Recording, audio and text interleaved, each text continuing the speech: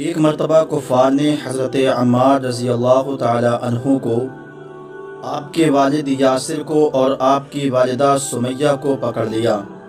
انہیں طرح طرح کی تکلیفیں پہنچائیں تاکہ اسلام سے وہ دور ہو جائیں، لیکن ان کی کوشش بے سود اور بے فائدہ رہی۔ آخر انہوں نے حضرت سمیہ رضی اللہ تعالی عنہ کی ایک ٹانگ ایک اونٹ سے اور دوسری ٹانگ دوسرے اونٹ سے باندھ دی، اور ابو جہل نے ان کے اندام نہانی یعنی آپ کی شرمگاہ پر نیزہ مارا اور دونوں اونٹوں کو الگ الگ سمتوں میں دوڑا دیا، یہاں تک کہ حضرت سمیہ رضی اللہ تعالی عنہ کے چر کر بدن کے دو حصے ہو گئے۔ یہ پہلی شہیدہ ہیں جنہوں نے اپنی جان راہ خدا میں دی۔ پھر حضرت یاسر کو پکڑا اور ان کو بھی بڑی بے دردی سے قتل کر دیا۔ یہ تاریخ اسلام کے دوسرے شہید ہیں جن کے خون سے زمین سرخ ہو گئی، اور اس کے بعد ان ظالموں نے حضرت عمار رضی اللہ تعالی عنہ کو پکڑا اور انہیں مجبور کیا کہ اسلام کو چھوڑ دیں۔ آپ کی والدہ اور والد کی لاشیں سامنے تڑپ رہے تھے۔ انہوں نے دل سے نہ چاہتے ہوئے زبان سے کفر یا کلمہ کہہ دیے۔ بارگاہ رسالت میں عرض کی گئی کہ عمار تو کافر ہو گیا۔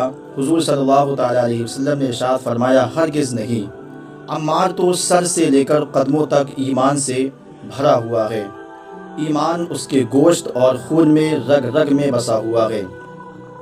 حضرت عمار رضی اللہ تعالی عنہ وہاں سے چھٹکارا پا کر روتے ہوئے حضور کی بارگاہ میں حاضر ہوئے اور سارا ماجرا عرض کیا۔ حضور صلی اللہ تعالی علیہ وسلم نے پوچھا، اس وقت تیرے دل کی کیا کیفیت تھی، کیا حال تھا؟ تو عرض کی، میرا دل ایمان سے مطمئن تھا۔ پھر حضور صلی اللہ تعالی علیہ وسلم نے اپنے غلام کی آنکھوں کے آنسوؤں کو اپنے ہاتھ سے پوچھا اور فرمایا، اگر پھر بھی کبھی ایسا موقع آئے تو ایسا ہی کرنا۔ اس سے معلوم ہوا کہ اپنی جان بچانے کے لیے اگر کوئی شخص کلمہ کفر زبان پر لائے، اس شرط کے ساتھ اس کے دل میں یقین اور ایمان موجود ہو، تو اس کی اجازت ہے، لیکن افضل یہ ہے کہ جان دے دے لیکن کلمہ کفر سے اپنی زبان کو ناپاک نہ کرے۔ حضرت عبداللہ بن حذیفہ رضی اللہ تعالی عنہ کو رومیوں نے قید کر لیا اور اپنے سردار کے پاس لے آئے۔ اس نے آپ سے کہا کہ عیسائی بن جاؤ، میں تمہیں اپنی حکومت میں سے حصہ دوں گا اور اپنی بیٹی کا رشتہ بھی دوں گا۔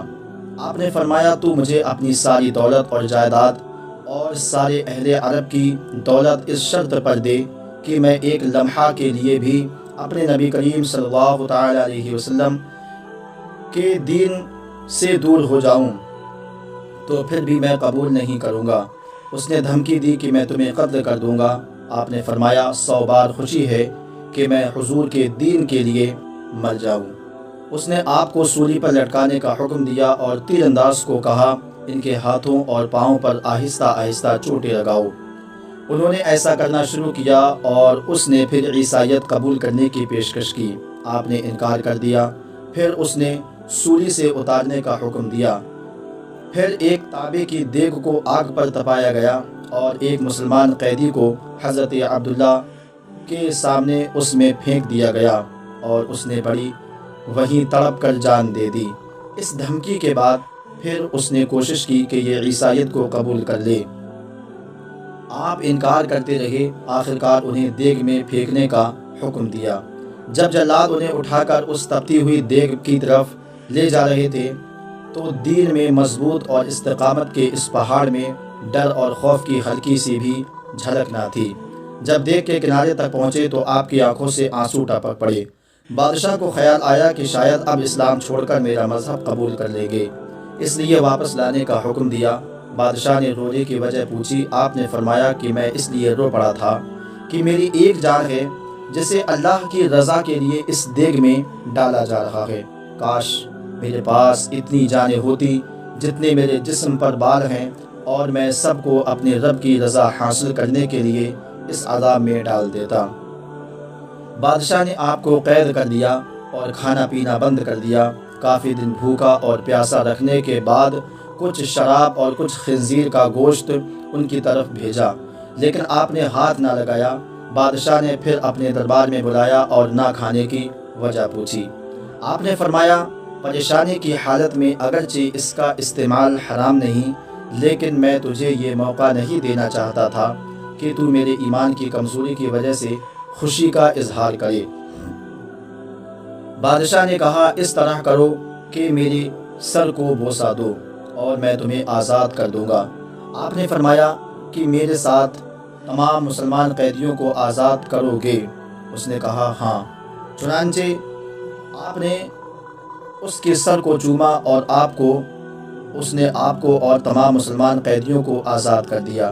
جب یہ سب حضرت عمر فاروق اعظم کے پاس پہنچے اور آپ کو یہ ماجرا سنایا تو آپ نے فرمایا کہ ہر مسلمان پر فرض ہے کہ عبداللہ کا سر چومے، اور شروع میں کرتا ہوں۔ چنانچہ آپ نے کھڑے ہو کر ان کے سر کا بوسہ دیا۔ جن سے مل کر زندگی سے پیار آ جائے وہ لوگ آپ نے شاید نہ دیکھے ہوں گے، مگر ایسے بھی ہیں۔ دوستو، یہ صحابہ کرام کی زندگیاں ہیں۔